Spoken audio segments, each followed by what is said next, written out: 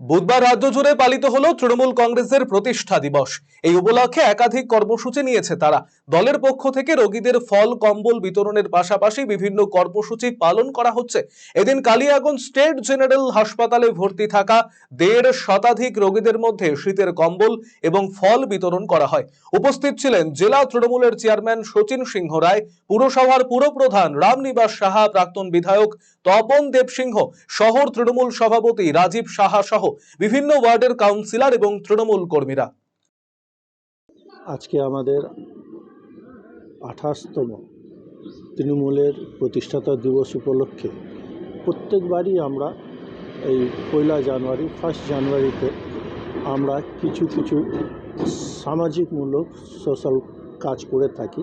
তার মধ্যে আমরা প্রত্যেকবারই হসপিটালে যাই, রোগীদেরকে কিছু কম্বল, কিছু ফলমূল এবং কিছু রোগী যারা একদম দুস্থ, ওষুধও কিনতে পারতেছে না, সেরকম যদি কেউ কোনো খোঁজ দেয় বা আমরা আলাপ করি, যদি থাকে তাহলে আমরা ওষুধেরও ব্যবস্থা করে দিই। কতজনকে কম্বল দিলেন? 1 থেকে 150 লোককে আমরা কম্বল আর ফল আমরা বিতরণ করছি।